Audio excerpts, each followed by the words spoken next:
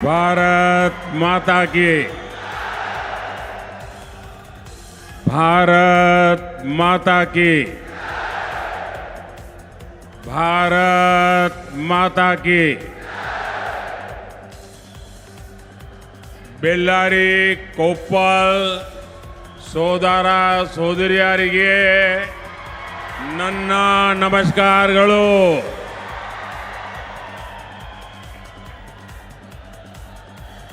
मैं आंजनेयाद्रि तीर्थ श्री विरूपाक्ष मंदिर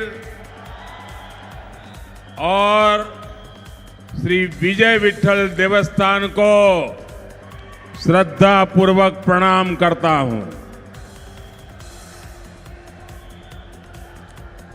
साथियों, बेल्लारी की ये धरती विजयनगर साम्राज्य की समृद्धि की गवाह है। इसलिए यहां के लोग विकसित भारत, विकसित कर्नाटका के संकल्प के साथ पूरी मजबूती से खड़े हैं। इस चुनाव में मुझे देश के अनेक स्थानों पर जाने का अवसर मिला है। अभूतपूर्व जन समर्थन, अभूतपूर्व आशीर्वाद, और जहां भी गया हूं चारों तरफ आत्मविश्वास के साथ, पूरे संकल्प के साथ देश की जनता ने हमें आशीर्वाद देना तय कर दिया है। और पूरा देश एक स्वर से कह रहा है, फिर एक बार, फिर एक बार, फिर एक बार। भाइयों और बहनों, आज जब भारत तेजी से आगे बढ़ रहा है तो कुछ देशों को, कुछ संस्थाओं को ये पसंद नहीं आता है। बहुत से लोग हैं वो यही चाहते हैं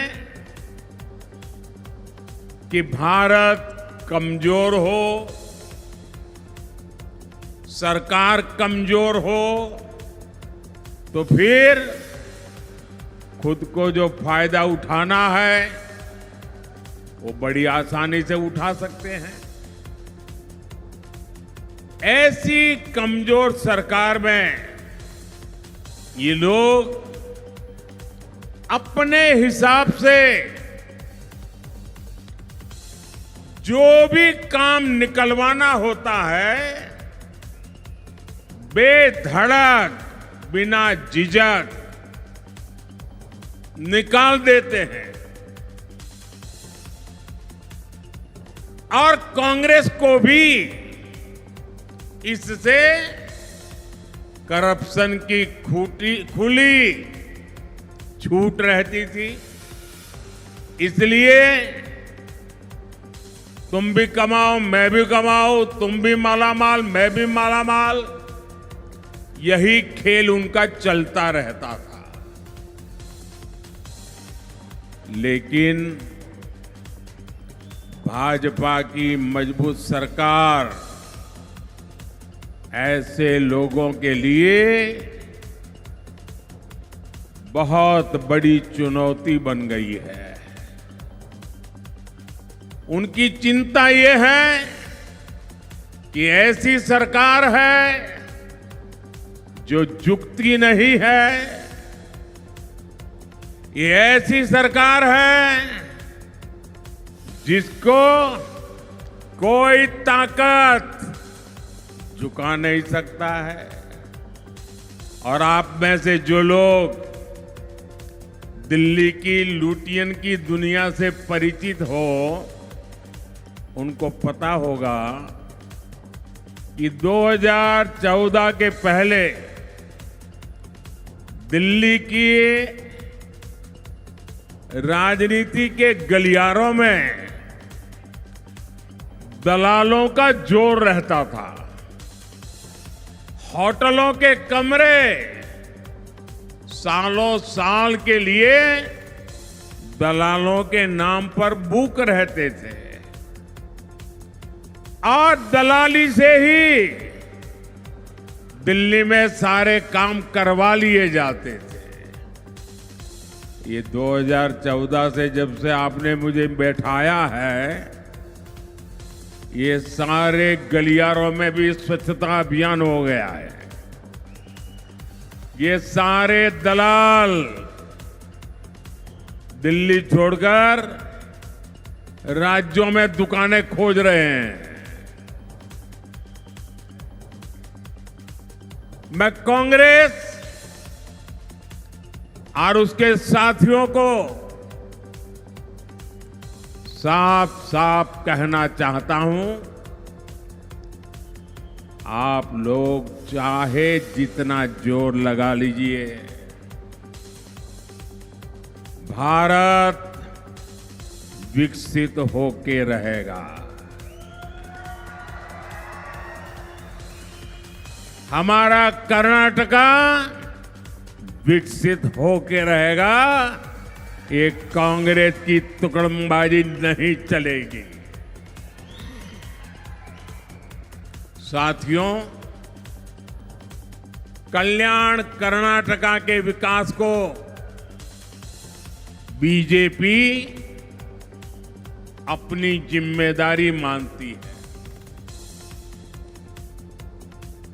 केंद्र सरकार ने 10 वर्षों में इस क्षेत्र के विकास के लिए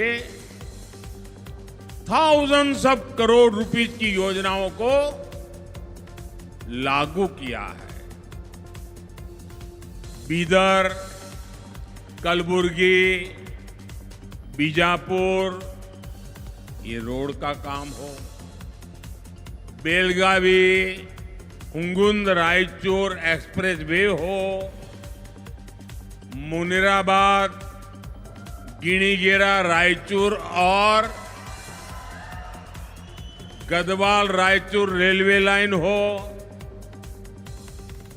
या गदाग बड़ी रेलवे लाइन हो, आज आधुनिक इंफ्रास्ट्रक्चर से इस क्षेत्र की तस्वीर बदल रही है। साथियों, कनेक्टिविटी और आधुनिक इंफ्रास्ट्रक्चर ने कल्याण कर्नाटका के लिए भविष्य की मजबूत नींव तैयार की है। हमारे बेलारी में जींस इंडस्ट्री, स्टील इंडस्ट्री और एग्रीकल्चर से जुड़ी तमाम संभावनाएं मौजूद है। इनके विस्तार से युवाओं के लिए रोजगार के नए अवसर बनेंगे। हमारी सरकार पीएलआई स्कीम्स और पीएम मित्र पार्क के जरिए टेक्सटाइल सेक्टर को भी बढ़ावा दे रही है। पीएम मित्र पार्क स्कीम में थाउजेंड्स ऑफ करोड़ रुपीस के निवेश का अनुमान है। इससे यहां अनेकों नए रोजगार सृजन होगा। हमारा प्रयास है कि बेलारी की जींस मेड इन इंडिया की पहचान बने।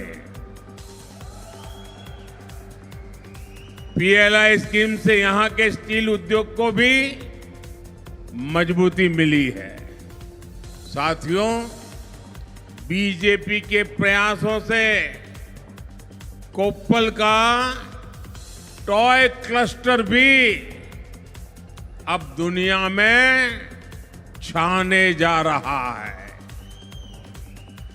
कोप्पल की टॉय इंडस्ट्री में हजारों करोड़ रुपए का निवेश हो रहा है, जिससे यहां रोजगार के अनेक नए मौके बन रहे हैं।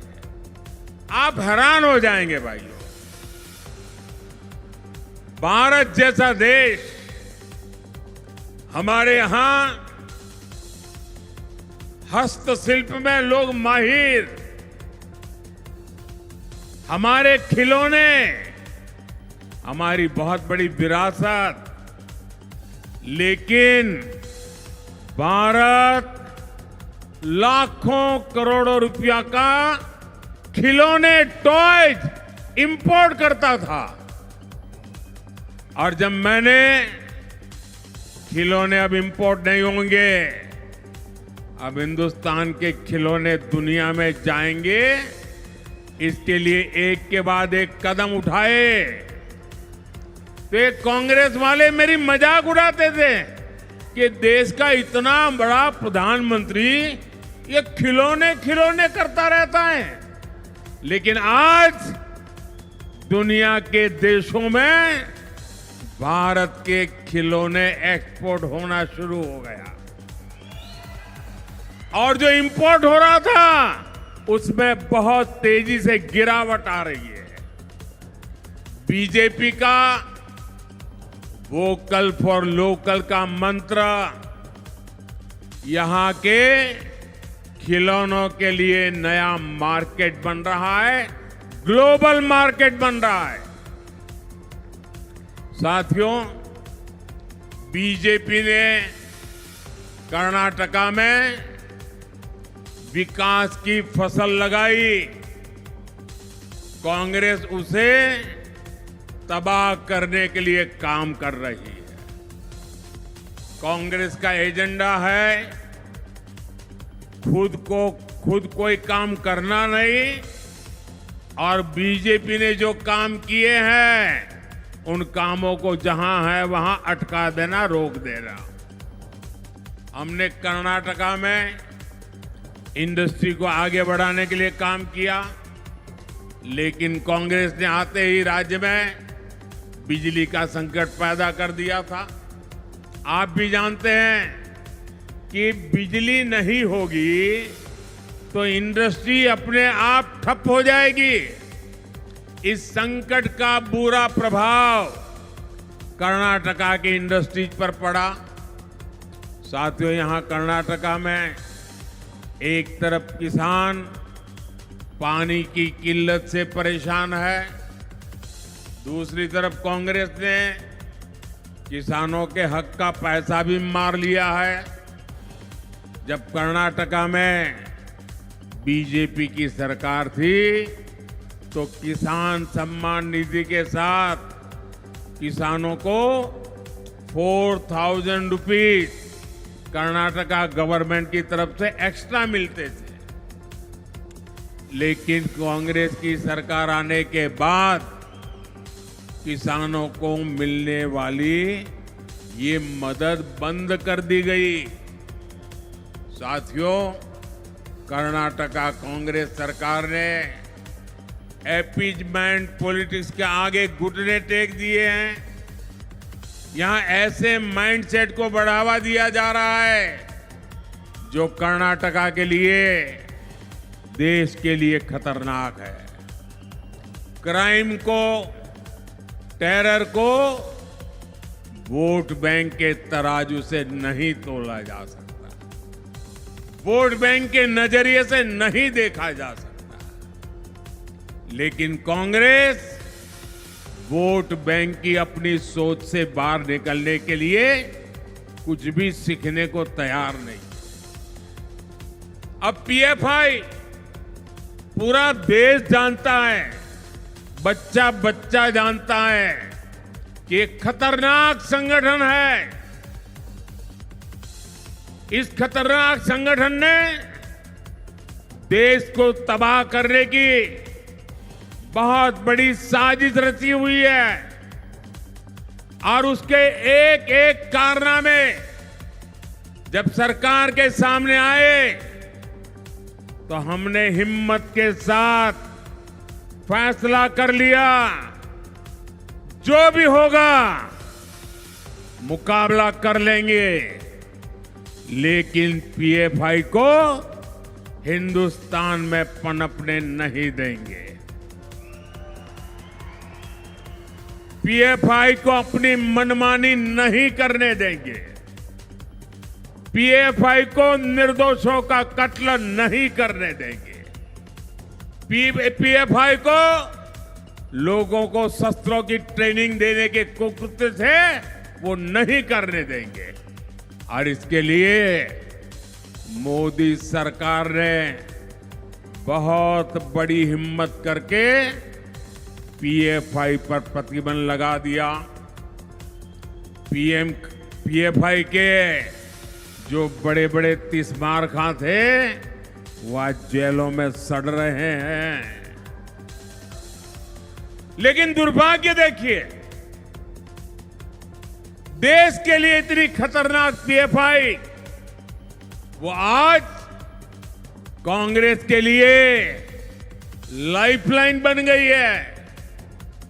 कांग्रेस उनके प्रति हमदर्दी रख करके उनके लोगों से लाभ उठाने की कोशिश कर रही है। कांग्रेस के ऐसे रवैये के कारण बेंगलुरु के कैफे में बम ब्लास्ट करने की हिम्मत हुई। सबसे बड़ी चिंता की बात यह है कि कांग्रेस के राज में हमारी बेटियां भी सुरक्षित नहीं है। हुबली के कॉलेज में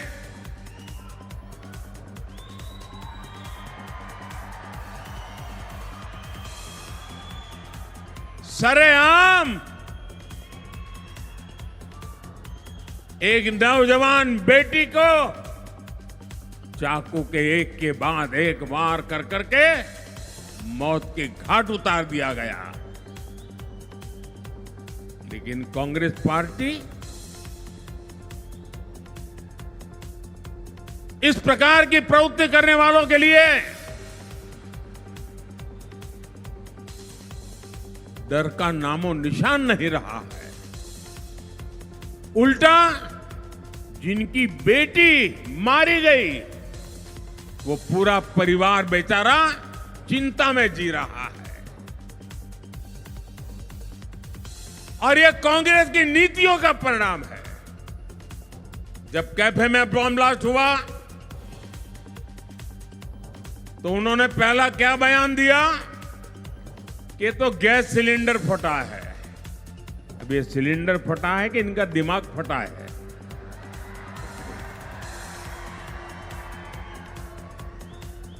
बाद में क्या बयान दिया कि नहीं, गैस सिलेंडर तो नहीं फटा, लेकिन ये बिजनेस राइवलरी थी, इसलिए दूसरे बिजनेस वाले ने कंपटीशन में किया है। और जब एनआईए के पास मामला आया और जब जांच शुरू हुई तो इसके पीछे खतरनाक साजिश ध्यान में आई। बंगाल में जाकर के लोग पकड़े गए।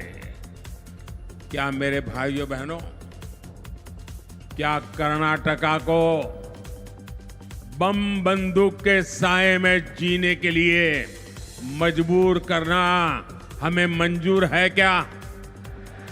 ये बम धमाके हमें मंजूर है क्या? और सोई हुई सरकार हमें मंजूर है क्या? क्या निर्दोषों को मरने देंगे क्या?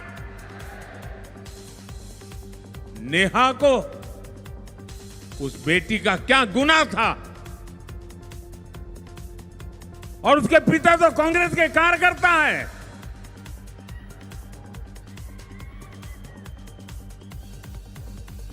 फिर भी कांग्रेस पार्टी और कांग्रेस की सरकार, साथियों, ऐसी सरकार, वोट बैंक की भूखी सरकार आपकी रक्षा नहीं कर सकती है।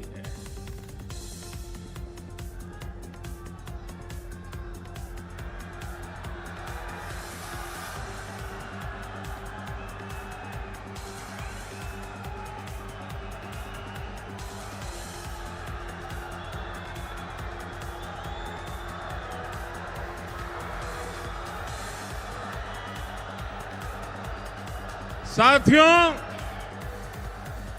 मैं आपसे आशीर्वाद मांगने आया हूं। आज मैं आपसे कुछ मांगने आया हूं, मेरे लिए नहीं, देश की नेहा जैसी करोड़ों बेटियों की जीवन की रक्षा के लिए आया हूं।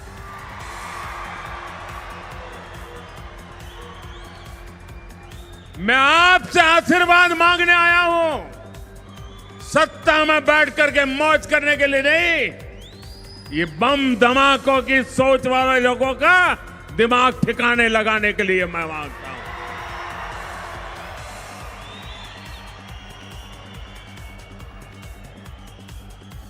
जरा 2014 के पहले के दिन याद कीजिए, 2014 के पहले का समय याद कीजिए। आए दिन बम धमाके होते थे कि नहीं होते थे? बेंगलुरु में बम धमाके होते थे कि नहीं होते थे? मंगलुरु में बम धमाके होते थे कि नहीं होते थे? कोयम्बतूर में बम धमाके होते थे कि नहीं होते थे? अयोध्या में बम धमाके होते थे कि नहीं होते थे? दिल्ली में उनकी नाक के नीचे बम धमाके होते थे कि नहीं होते थे? 2014 के बाद ये बंद हुआ कि नहीं हुआ? हुआ कि नहीं हुआ? भाइयों बहनों, अगर देश की जनता की सुरक्षा की जिम्मेवारी आपके जहन में है तो अच्छे अच्छे बम बंदूक भी ठिकाने लग जाते हैं, और आज लग गए।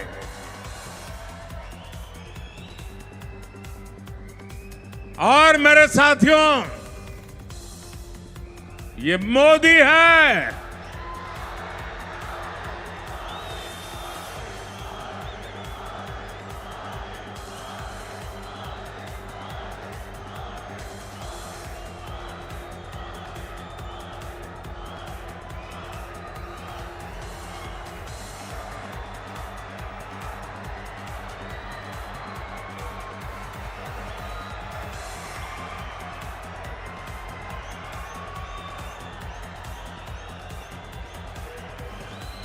जो लोग जो पड़ोस में से आतंकवाद एक्सपोर्ट करते थे,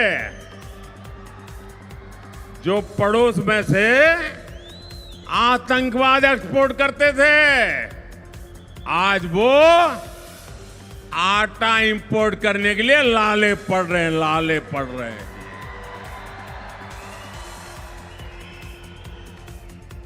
एक जमाना था ये आतंकवादी आकर के हमारे वीर जवानों के सर काट करके ले जाते थे, और आज ये मोदी है, घर में घुस करके मारता है।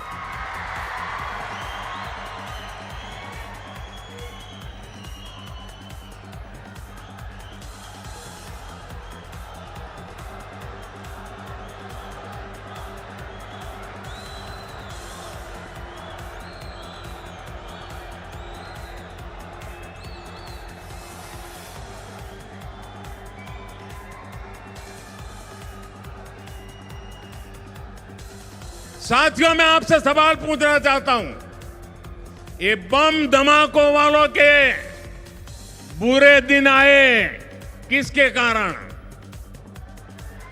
किसके कारण? ये बम धमाके बंद हुए किसके कारण? ये आतंकवादी कांपने लगे किसके कारण? ये आतंकवादी भागने लगे किसके कारण? आपका जवाब गलत है। ये मोदी के कारण नहीं। ये जो परिवर्तन आया है, वो आपके वोट की ताकत से आया है।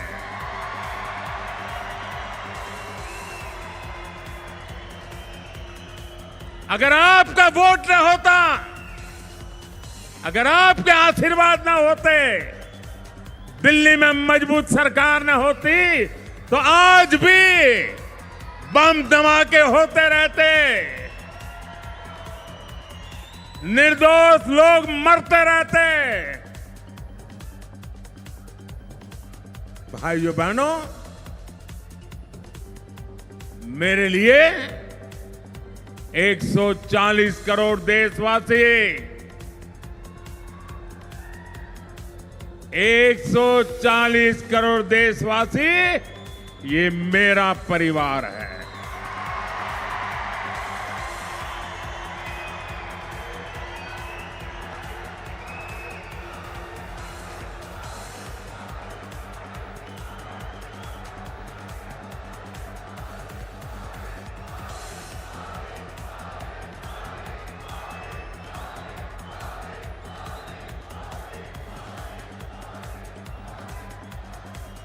मैं बिना रुके, बिना थके दिन रात दौड़ता हूं, सिर्फ और सिर्फ 140 करोड़ मेरे परिवारजनों के लिए।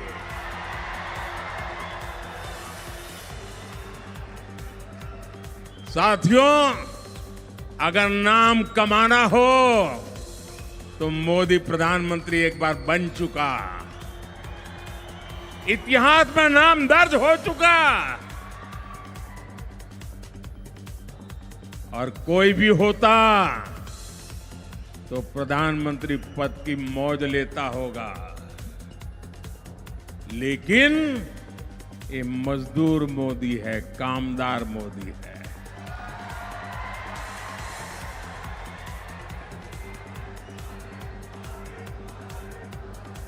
जीवन की आखिरी सांस तक सिर्फ और सिर्फ आपके लिए जीऊंगा।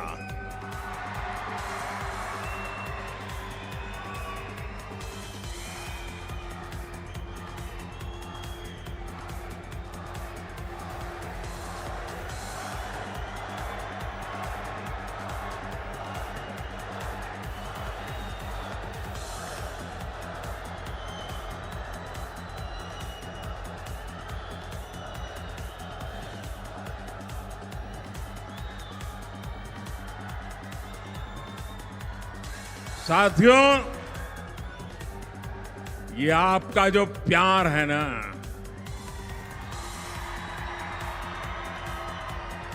आपका ये जो आशीर्वाद है, इससे बड़ा जीवन का भाग्य क्या हो सकता है। ये पद और प्रतिष्ठा इस प्यार के आगे कुछ नहीं है।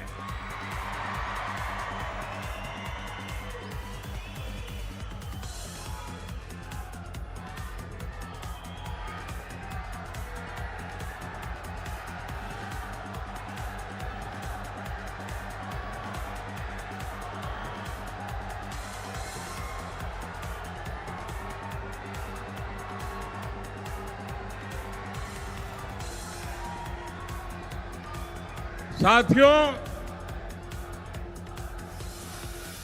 अभी कुछ समय पहले अयोध्या में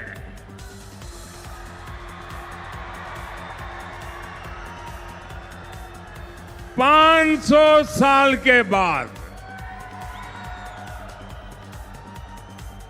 500 साल के बाद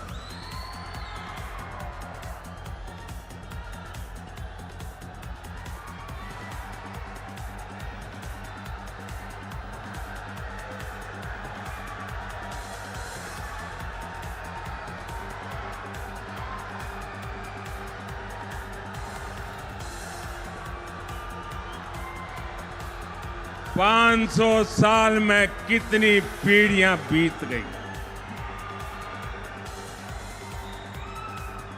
500 साल में लाखों लोग प्रभु राम के मंदिर के लिए शहीद हो गए। मेरे और आपके पूर्वजों ने प्रभु राम मंदिर का सम्मान वापस लौटाने के लिए शहादत मोल ली। आप मुझे बताइए भाइयों बहनों, 15 अगस्त देश आजाद होने के दूसरे दिन प्रभु राम का मंदिर बनना चाहिए था कि नहीं बनना चाहिए था? क्या प्रभु राम का इतना हक था कि नहीं था? गुलामी की जंजीरें टूटी, लेकिन हमारे राम लला को घर नहीं मिला। अदालतों में जंग चलते रहे।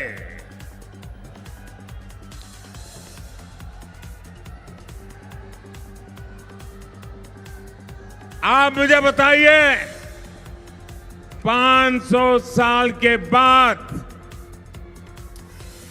जो सपना हमारे पूर्वजों ने संजोया था, जो सपना आपने संजोया था, वो सपना आपकी आंखों के सामने पूरा हुआ कि नहीं हुआ? आपकी इच्छा पूरी हुई कि नहीं हुई? आपको गर्व हुआ कि नहीं हुआ? क्यों? किसके कारण? किसके कारण? फिर कहता हूं, ये मोदी के कारण नहीं, आपके वोट के कारण हुआ है, क्योंकि आपने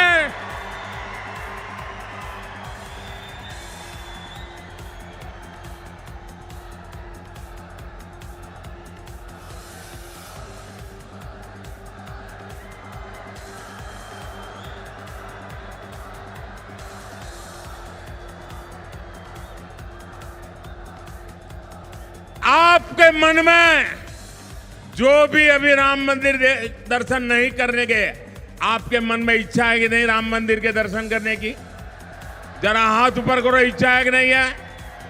सबकी इच्छा है ना? आपके मन में होता है कि माता पिता को लेकर राम मंदिर के दर्शन जाएंगे?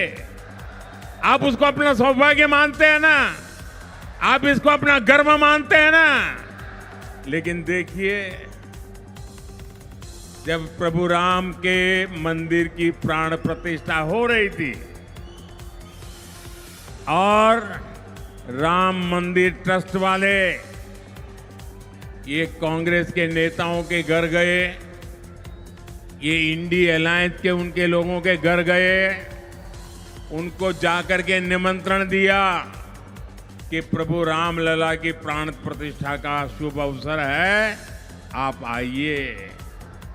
इन्होंने क्या किया? राम लला के मंदिर की प्राण प्रतिष्ठा के इस पवित्र कार्यक्रम का पवित्र निमंत्रण इन्होंने ठुकरा दिया। आप मुझे बताइए, जिन्होंने राम लला के निमंत्रण को ठुकरा दिया, उनको आप ठुकराएंगे कि नहीं ठुकराएंगे? ठुकराना चाहिए कि नहीं ठुकराना चाहिए? भाइयों बहनों, ये प्रभु श्री राम का तो अपमान है। ये 500 साल के संघर्ष का अपमान है। 500 साल की लक्षावधि लोगों की शहादत का अपमान है।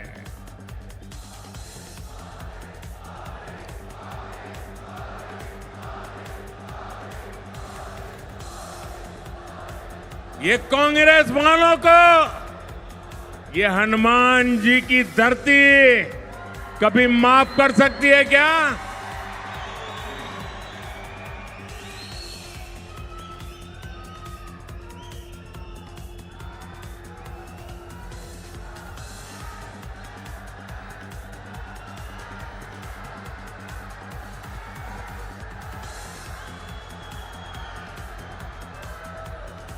और साथियों, इतना बड़ा देश, मुझे जरा बताइए, इतना बड़ा देश, कोई डरपोक नेता इतने बड़े देश को चला सकता है क्या? देश चलाने के लिए मजबूत नेता चाहिए कि नहीं चाहिए? ये कैसे लोग हैं? उनको तो लगता था कि राम मंदिर बनेगा, देश में आग लग जाएगी। मुझे बताइए भाई, आग लगी क्या कहीं? आग लगी क्या? आग नहीं लगी, उन लोगों को मिर्ची लगी।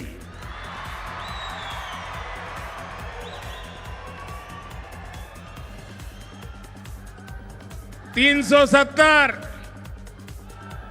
ये लोग 370 कोई ऐसी जादुई चिराग है जैसे बड़े सोने के डिब्बे में ऐसे रोज पूजा पाठ में रखे हुए बैठे थे और देश को डरा रहे थे। 370 को हाथ लगाया तो देश टूट जाएगा, खून की नदियां बहेगी, ऐसा कहते थे कि नहीं कहते थे? 370 हटा कि नहीं हटा? हटा कि नहीं हटा? कश्मीर में शान से तिरंगा फहर रहा है कि नहीं फहर रहा है? साथियों, मुझे याद है मैं 91-92 में कन्याकुमारी से तिरंगा झंडा लेकर के निकला था। श्रीनगर के लाल चौक में तिरंगा झंडा फहराना था। उस समय श्रीनगर के लाल चौक में तिरंगे झंडे को जलाया जाता था। तिरंगे झंडे को जूतों तले उसको घसीटा जाता था, रौंद दिया जाता था। और मुझे याद है, यहां रायचूर के लोग होंगे तो उनको मैं बताना चाहता हूं, ये करीब 30-35 साल पहले की बात है।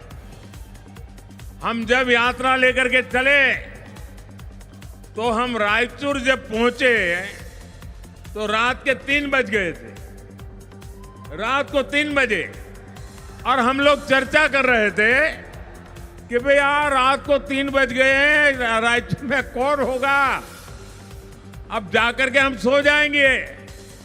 लेकिन हम हैरान थे, रात को 3 बजे पूरा रायचूर सड़कों पर था। और मैंने आज से 35 साल पहले रायचूर के लोगों का जो प्यार देखा था ना, जो उत्साह देखा था, जो ताकत मिली थी, जब प्रधानमंत्री बना तो 370 हटा के रहा।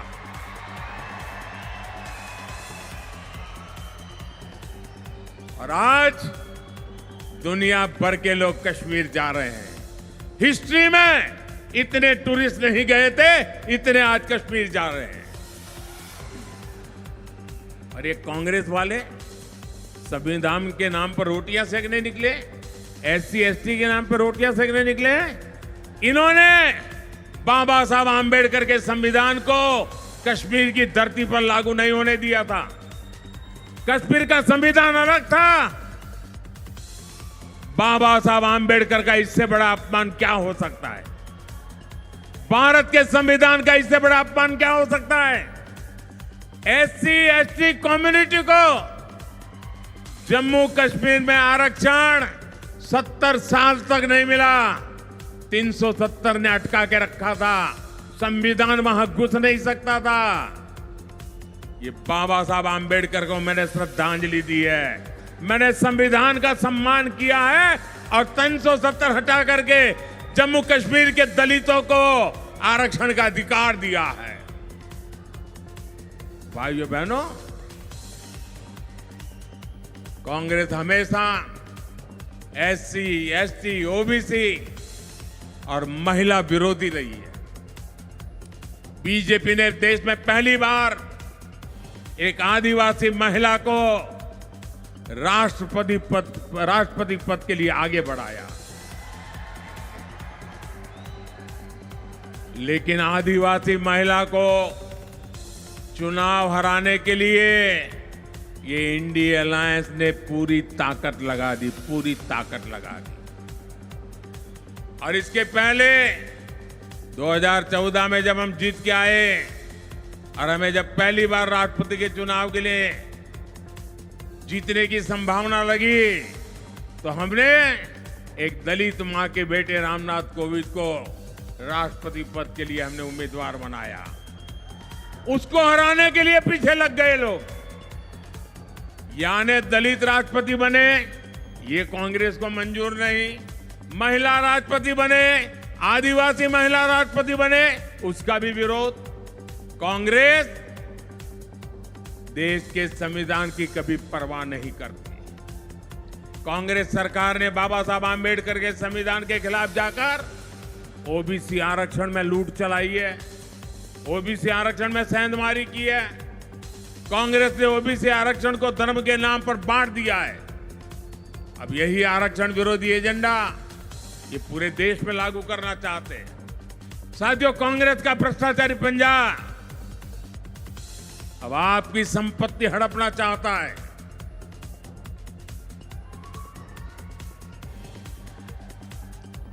ये मैं खबर आपको चौंकाने वाली खबर देना चाहता हूं।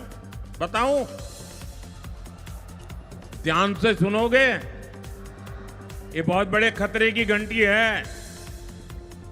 अब कांग्रेस सरकार ने उनके फिलोसोफर एंड गाइड ने अमेरिका से घोषणा की है। 2011-12 में उनके फाइनेंस मिनिस्टर ने इच्छा जाहिर की थी और कांग्रेस के मैनिफेस्टो में लिखा है कि वो देश की जो भी लोगों की संपत्ति है उसका हिसाब किताब करेंगे, एक्सरे लगाएंगे। एक्सरे आपके लॉकर में क्या पड़ा है, हमारे पास गहने कितने हैं, सोना कितना है, हिसाब लगाएंगे और फिर एक कानून लाने वाले हैं। आप मुझे बताइए, हमारे देश में हम लोग जो है परिवार में कोई भी माँ बाप होंगे वो मेहनत करके कुछ न कुछ बचाते हैं कि नहीं बचाते? बचाते हैं कि नहीं बचाते? जो भी उनकी ताकत होगी कुछ न कुछ बचाते रह गए, नहीं बचाते? और उनके मन में क्या रहता है? उनके मन में रहता है कि मरने के बाद ये बच्चों के काम आएगा। ऐसा होता है कि नहीं होता है? वो अपने संतानों को देख करके जाना चाहते हैं ना। अब ये कांग्रेस की नजर उस पर है। आपने मेहनत करके जो कमाया, घर बनाया, गाड़ी ली, कुछ सोना ला करके रखा, कुछ एफडी बना करके रखी, पाई पाई बचा करके कुछ इकट्ठा किया। क्यों? कि मरने के बाद बच्चों को तकलीफ ना हो। अब कांग्रेस मरने के बाद आपको आपकी संपत्ति आपके बच्चों को नहीं देने देगी। कांग्रेस ने इनहेरिटेंस टैक्स की बात कही है, मतलब आपके पास जो है उसमें से आधे से ज्यादा 55%, 55% ये कांग्रेस की गठबंधन की सरकार दिल्ली में बैठेगी तो वो उसको हड़प कर लेगी और लेकर के अपनी वोट बैंक के लोगों को बांट देगी। आप बताइए, आपने अपने बच्चों के लिए जो इकट्ठा किया है वो सरकार को हड़पने देंगे क्या? लेने देंगे क्या? या आपकी संपत्ति आपके पास रहनी चाहिए कि नहीं रहनी चाहिए? मुझे बताइए, ये आपकी रक्षा कौन करेगा? कौन करेगा? ये आपकी लूट को कौन बचाएगा? मैं आपको गारंटी देता हूं, ये मोदी बचाएगा।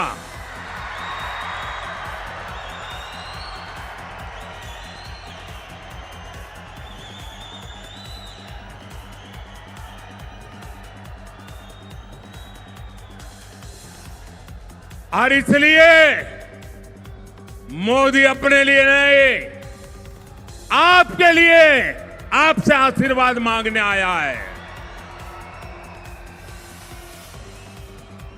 ये भ्रष्टाचारी देश के संसाधनों के बाद अब देशवासियों की पर्सनल प्रॉपर्टी तक हड़पना चाहते हैं। साथियों, बेलारी और बीजेपी का तो विकास और विश्वास का रिश्ता रहा है। बेलारी ने बीजेपी का विकास भी देखा है, विश्वास भी देखा है और कांग्रेस का विश्वासघात भी देखा है। हम सबकी लोकप्रिय नेता स्वर्गीय सुषमा स्वराज ने यहां से चुनाव लड़ा था। उन्होंने बेलारी से कांग्रेस के परिवारवाद को चुनौती दी थी। हार के बावजूद सुषमा जी लगातार बेलारी के साथ अपना नाता जोड़ के रखा। बेलारी के सुख दुख के साथ वो हमेशा जुड़ी रही। बहन सुषमा जी बाद में भी बेलारी आती थी, यहां के लोगों से मिलती थी, लेकिन कांग्रेस की मुखिया मैडम जिन्हें बेलारी ने चुनाव जितवाया, उन्होंने कभी बेलारी की परवाह नहीं की। भाइयों बहनों, आपके साथ दगा किया, धोखा किया आपके साथ। अब तो हाल ये है, कांग्रेस के नेताओं का, मैंने पार्लियामेंट में कहा था कि इस चुनाव में ये कांग्रेस के नेता चुनाव लड़ने की हिम्मत नहीं करेंगे। तो ये हंस रहे थे। मैंने कहा आपके बड़े बड़े नेता लोकसभा का चुनाव से भाग जाएंगे और राज्यसभा में घुस जाएंगे, और ऐसा ही हुआ। जिस सीट पर ये लोग अपना खानदानी हक समझते थे, उसे भी छोड़ करके भागना पड़ा इनको। साथियों, झूठ बोलना, अफवाह फैलाना, धोखा देना, ये कांग्रेस का ट्रैक रिकॉर्ड है। कांग्रेस की फर्स्ट फैमिली कई पीढ़ियों से गरीबी हटाओ का नारा देती आई। आज भी कांग्रेस के साहजादे वही नारा देते घूमते फिरते हैं। इसी तरह कांग्रेस के साहजादे ने बेलारी की जींस इंडस्ट्री को सरकार बनने के 1 महीने के भीतर पैकेज देने का वादा किया था। वादा किया था कि नहीं किया था? अभी फिर साहजादे यहां आए, फिर से वही झूठा वादा दोहरा करके चले गए। साथियों, 7 मई को आपका एक एक वोट कांग्रेस के गलत मंसूबों को कामयाब होने से रोकेगा। अब जेडीएस भी हमारे साथ है और हमारा अलायंस किसानों और युवाओं के लिए काम करेगा। आपका वोट भारत के विकास अभियान को ताकत देगा। यहां बेलारी से मेरे बहुत पुराने साथी बी श्री रामुलु जी और कोपल से बसवराज क्यावातर को आप विजयी बनाइए, और आप जब कमल के निशान पर बटन दबाएंगे ना, आप जब कमल के निशान पर बटन दबाएंगे 7 मई को, तो आपका वोट सीधा सीधा मोदी को जाएगा। मोदी को मजबूती मिलेगी, और मोदी का मजबूत होना मतलब आपके सपनों को साकार करना।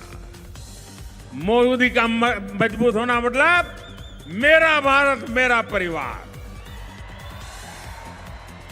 मेरा आपसे अनुरोध है, इन्हें बड़ी जीत दिलाने के लिए गर्मी कितनी ही क्यों न हो, अधिक से अधिक मतदान करेंगे। मतदान के पुराने रिकॉर्ड तोड़ेंगे। आपका एक वोट मोदी को मजबूत करेगा, और मजबूत मोदी सुरक्षित भारत की गारंटी है। मजबूत मोदी विकसित भारत की गारंटी है। मजबूत मोदी विकसित कर्नाटका की गारंटी है। अच्छा, मेरा एक काम करोगे? मेरा एक पर्सनल काम करोगे? ऐसा नहीं सब बताऊंगा तो बोलूंगा।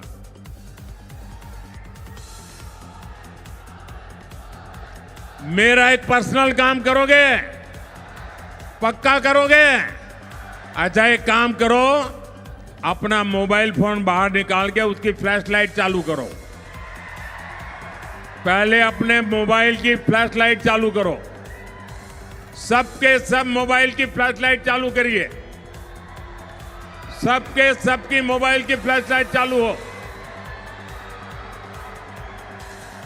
अच्छा, मेरी बात सुनिए। मेरा एक काम करना है, मैं बताऊं। भारत माता की, मेरा काम सुनिए, मेरा एक काम, मेरा पर्सनल काम है, करोगे? मेरा पर्सनल काम करोगे? आप ज्यादा से ज्यादा परिवार में जाइए, लोगों से मिलिए और उनको बताइए अपने मोदी जी अपने बेल्लारी क्षेत्र में आए थे और मोदी जी ने आपको प्रणाम भेजा है। मेरा प्रणाम पहुंचा देंगे, घर घर मेरा प्रणाम पहुंचा देंगे, हर परिवार को मेरा प्रणाम पहुंचा देंगे। बोलिए भारत माता की, भारत माता की, भारत माता की। बहुत बहुत धन्यवाद।